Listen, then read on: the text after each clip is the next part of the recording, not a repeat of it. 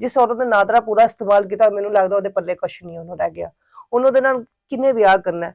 ते गल हैगी इस्तेमाल करने की, तो फल्ला black beauty I don't like this. जो मेरे ख्वाबों की एक ताबीर थी ना जो औरतों के बारे में, मुझे चूसी चीजें चाहिए।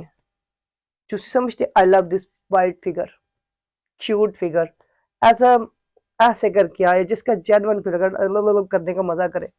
ऐसा दिल नहीं मेरा। माँ इज्जत के साथ बाजी मुझे माफ करते हैं, हाँ मेरा टेस्ट नहीं हो। अब तो जब तक एक दूसरे के साथ कुछ हो ना, तो बंदे को सुकून ही नहीं आता। जब मैंने इसको कपड़ों में देखती थी तो मुझे बड़ी चूसी लगती थी कि मैं क्या बड़ा समान टाइट होना है।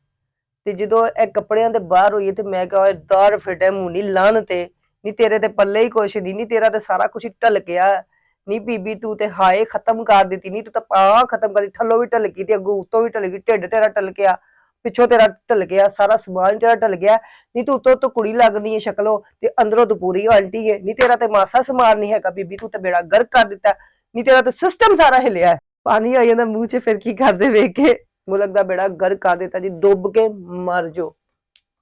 ਉੱਥੇ ਦੁਬਈ 'ਚ ਪਾਣੀ ਹੈਗਾ ਨਾ, ਉੱਥੇ ਸਮੁੰਦਰ 'ਚ ਛਲਾਂਗ ਮਾਰੋ ਤੇ ਘੈ ਹੋ ਜਾਓ, ਕਿਉਂਕਿ ਤੁਹਾਡਾ ਕੰਮ ਨਹੀਂ ਬਣਦਾ, ਤੁਸੀਂ ਤੇ ਤਬਾਹੀ ਵੇਚਦੇ ਹੋ। ਦੀਦੀ ਤੁਹਾਡਾ ਕੱਖ ਨਹੀਂ ਰਵੇ ਦੀ, ਤੁਸੀਂ ਕੀ ਸੋਚ ਕੇ ਮਿਲਕ और मुल्क की वीडियो बना के तबाही खा दी थी। पूरे बच्चे बच्चे ने देखी, छोटा बच्चा 12 साल से लेके सारे देख रहे हैं। मेरा भतीजा 12 साल का वो वीडियो देख रहा है। ओ पुप्पो पुप्पो पुप्पो मुजाहिल की वीडियो आ गई। मैं कहा केड़ी?